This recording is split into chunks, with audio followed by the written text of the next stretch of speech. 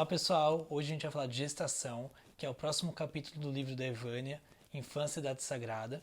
E aqui já começa uma grande diferença, que é que Reich traz uma nova fase, uma fase antes da fase oral, que geralmente segue a linha de Freud, né? Então a gente tem a fase oral, depois a fase anal, a fase fálica, latência, assim por diante. E Reich traz uma fase anterior à oral, que segundo ele também seria ainda a fase mais importante do que a oral. Ele traz um argumento que é o seguinte: quanto mais regressivo for o trauma ou a fixação, mais difícil vai ser de tratar ou ter uma cura. Então a gente teria que ter mais atenção ainda para a fase da gestação da criança do que nas fases seguintes. Não que se deva ter mais ou menos, mas essa é tão importante quanto talvez. Essa fase então começaria aos 3 meses de gestação, passa pelo parto, vai até os 10 dias de vida. E só depois dos 10 dias de vida, mais ou menos por aí, é que começaria a fase oral. É nesse período que Reich vai dizer também que vai ser feito o que ele chama de fase intrauterina ou ocular, que vai ter o desenvolvimento, principalmente aí em questões que a gente vai usar aqui para o nosso assunto da psicanálise, fazendo paralelo que a fase oral é onde a gente desenvolve o prazer pela boca, sente o prazer pela boca, a boca é a zona erógena. Na fase ocular seria a visão, o olfato, a audição e a pele, né, o tato. E isso ele vai embasar com pesquisas que mostram que durante a fase da gestação, mesmo estímulos que são fora do útero da mãe, a criança consegue sentir. Então, luzes que você aproxima, sons, barulhos, tudo isso a criança sente e reage dentro do útero. Cruzando com outras pesquisas que mostram que mesmo após o nascimento, a criança geralmente tem um comportamento muito parecido com aquele que ela tinha dentro do útero, a gente consegue fazer um link entre comportamentos e agentes externos e também sentimentos da mãe durante a gestação com comportamentos pós-parto ou pós-natal. É nesse período também que vai ser formado o temperamento da criança. O temperamento seria a base do que vai ser feita, da onde vai ser construída o caráter e a personalidade. O Reich explica que o temperamento é como a criança se comporta, é como ela reage até os 9 meses de vida, no pós-natal. E somente após 9 meses, então, que seria que a gente começa a construir o nosso caráter. Até então, o que a gente experimenta, o que a gente vê na criança, a reação que ela tem, seria o temperamento. Fixações nessa fase, ou seja, muito estresse nessa fase, ou rejeição da criança, poderia levar crianças a se tornarem adultos que têm um comportamento temperamental, que é muito comum se usar essa expressão, não sei se da maneira adequada, mas temperamental e que estão sempre no limite. E esse limite seria também então, caracterizado com pessoas com comportamento borderline ou transtorno da personalidade borderline. E teria uma relação, então, com essa fixação na fase ocular, talvez de rejeição da criança. Falando ainda de rejeição, é importante a gente lembrar que tem uma diferença aqui entre rejeição da gravidez e sentimentos em relação à gravidez que pode ocorrer e que a gente vai chamar de ambivalência em relação à gravidez. Ora me parece boa, ora não é tão boa. Então é normal isso durante toda a fase de gestação, mas tem um período que a mulher passa por várias transformações, então ora pode sentir bem, ora não. Mas o problema ocorre quando você tem uma rejeição em relação à criança, ao filho, e não à gravidez em si. Seguindo para a parte do parto, seria o próximo passo, Reich e a Evânia trazem aqui alguns aspectos importantes para a gente olhar, né? O primeiro deles é como que é feito esse parto. A gente vive num país em que talvez tenha uma das piores taxas de cesáreas do mundo. A OMS recomenda no máximo 15% de cesáreas e o Brasil está perto de 50%, se não me engano 45%.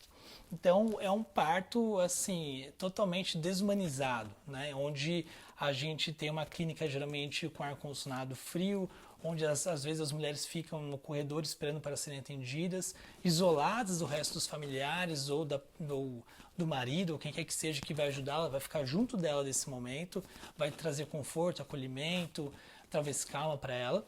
Então a gente tem uma situação em que muito pouco se ocorre de partos normais ou ainda melhor os partos que são os humanizados, que consideram também a subjetividade de cada mulher e se tem mais um carinho nesse momento, que é um momento único e muito importante para a mulher e para a criança que está vindo. E daí a gente vai listar aqui 4 transições principais que ocorrem nesse momento do nascimento. A primeira seria a transição sensorial, onde a criança sai de um lugar onde ela sente praticamente tudo pela pele, pelo contato da pele no corpo todo, e vem para o lugar onde agora o estímulo maior vai ser no ouvido, vai ser na audição, vai ser na visão, depois vai ser através da boca, então muda totalmente o sentido. Ela até menciona que em partes cesárea você pega a criança e tira, e a criança não tem um contato imediato com a pele da mãe, não tem o calor da mãe. Tira ela, já limpa e corta o cordão. E num parto humanizado você teria a criança já saindo, mas mantendo o contato com a pele, e que isso seria muito importante para a criança continuar pelo menos um pouco com essa sensação, com esse toque e esse calor da mãe, que ela estava sentindo todo esse tempo durante os 9 meses. A segunda transição seria a respiratória, então a criança estava recebendo até esse momento oxigênio pelo cordão umbilical e agora passa a respirar pelos pulmões. A terceira seria a gravitacional, né? Então ela estaria ali flutuando no líquido amniótico e passa agora a ter sensações de queda, pressão no pé, no bumbum, coisa que ela não tinha antes, era de maneira uniforme a pressão no corpo todo. E a última seria a transição alimentar, que até então ocorria alimentação via cordão umbilical e passa agora a ser pela boca. E aqui um ponto que também é até mencionado no livro, que tem-se uma pressa em fazer o corte do cordão umbilical, que mesmo depois do nascimento ainda está fornecendo nutriente para a criança.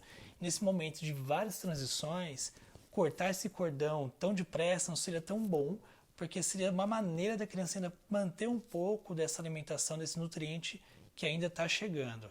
E que seria, de uma certa maneira, uma ilusão pensar que isso, de fato, separa a criança da mãe ou separa do meio que ela estava. A gente sabe que a criança ainda vai se sentir como um ser único, ligado à mãe por muito tempo, e toda essa separação vai demorar bastante para ocorrer. Se a gente, olhando as fixações, olhando as consequências de fixações nessa fase, como eu falei, muito estresse no período da gestação ou rejeição da criança, a gente vai ter algumas principais que ele destaca e que poderiam ter relação com certos comportamentos na fase adulta. A primeira seriam pessoas com traços esquizoides ou esquizofrenia, que vai se apresentar geralmente na fase da adolescência. É aquela pessoa que apresenta uma cisão com a realidade, ela não tem um eu, ela não consegue se identificar com a realidade ou tem um eu fragmentado, né, em várias personalidades. A segunda seriam pessoas que apresentam ataques epilépticos ou epilepsia. E isso o Reich também comenta que uma das maneiras que ele conseguiu relacionar isso a de fato ser algo mais psicológico e não só genético, é que pessoas que tinham ataques epilépticos e que passaram por um processo analítico e uma terapia deixaram de ter ou foram praticamente curadas disso. Ou seja, era algo mais a psique do que de fato genético. E por fim, o autismo, que por mais que existam vários estudos que correlacionem diversas possíveis causas, infecções virais, microbianas durante a gestação, ou até o sistema de defesa da mãe frente às infecções, não se consegue ter algo determinístico que fale, olha, isso é realmente o que causa.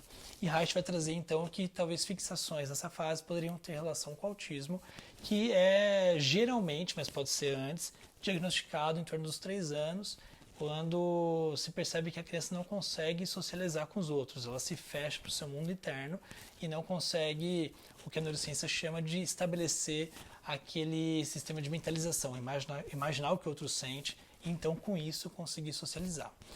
Um último aqui, que ele menciona durante todo o capítulo, são algumas biopatias que também teriam relação com essa fase, que seriam aquelas relacionadas àquelas zonas que eu comentei logo no começo do vídeo, que seriam biopatias relacionadas, por exemplo, ao olho, então miopia excessiva, hipermetropia, astigmatismo ou problemas de audição também poderiam estar relacionados com traumas nessa fase da gestação. E o que ele diz, então, que seria a maneira de se evitar isso, ou tentar prevenir coisas desse tipo, é uma solução que a gente conhece, que é o amor para a criança, é o amor durante essa fase, é um ambiente acolhedor, é uma gravidez que tenha sido desejada e que o bebê seja acolhido e esteja num ambiente, de fato, com muito carinho.